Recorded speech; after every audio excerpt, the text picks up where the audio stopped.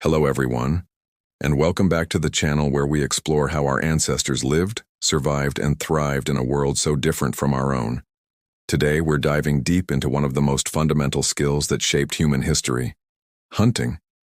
It wasn't just about finding food, it was a complex dance of strategy, knowledge, and incredible courage. So, grab your gear, and let's track the footsteps of ancient hunters. When we picture prehistoric hunting, we often imagine a chaotic scene of people throwing spears at a massive mammoth. While that did happen, the reality was far more sophisticated. Survival depended on efficiency and minimizing risk. You couldn't just run at a 10-ton beast and hope for the best.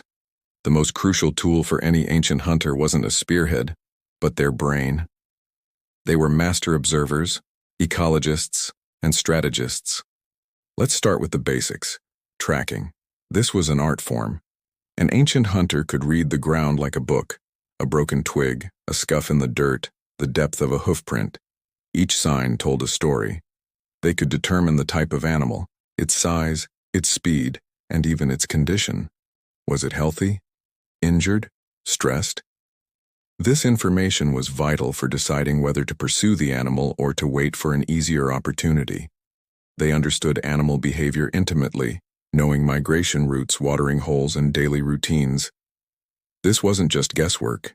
It was a deep, generational knowledge of their local environment passed down through stories and practical lessons. Once a target was identified, the real strategy began.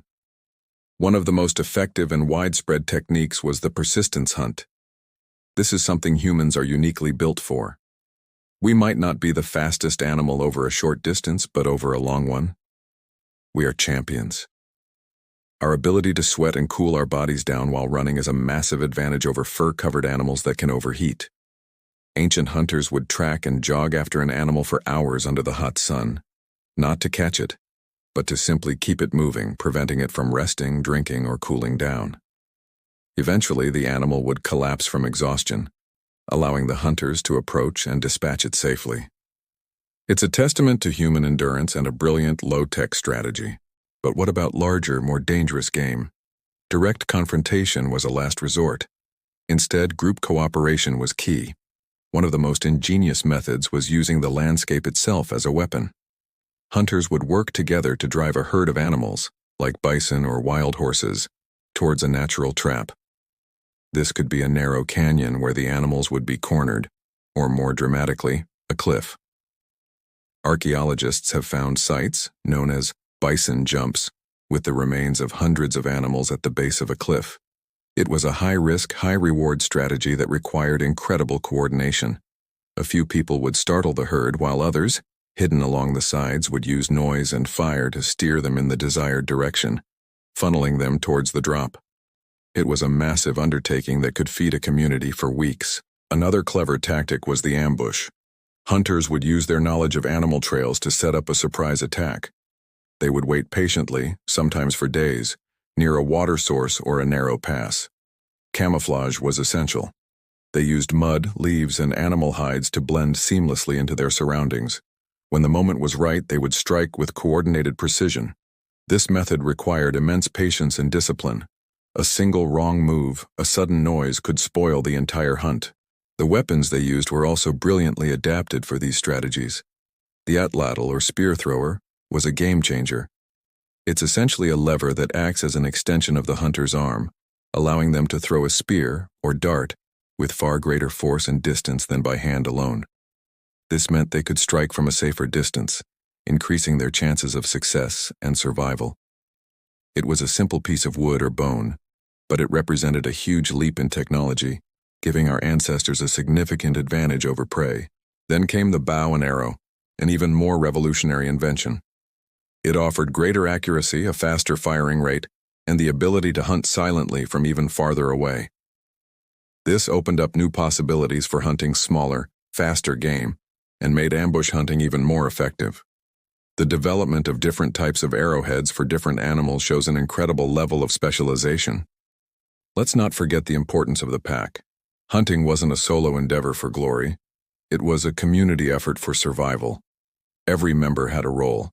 Some were trackers, some were drivers, and others were the primary spear wielders. After the hunt, the cooperation continued. Butchering a large animal was a monumental task, and the meat, hides, and bones were shared among the group. Nothing went to waste.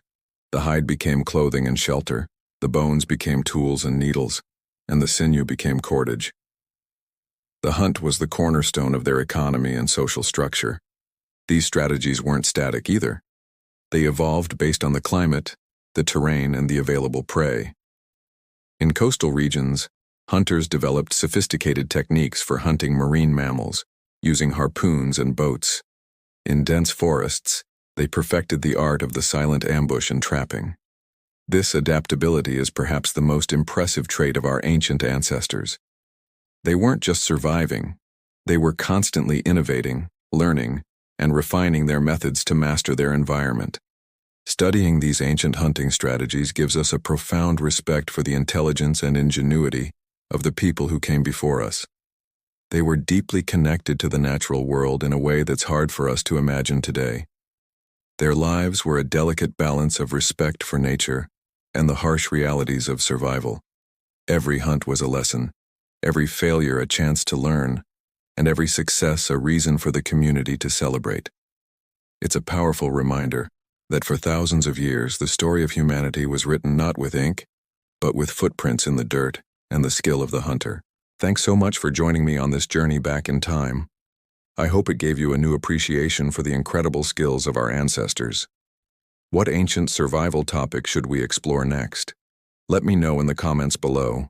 And if you enjoyed this video, please give it a thumbs up, subscribe to the channel, and hit that notification bell so you don't miss our next adventure into the past. See you next time.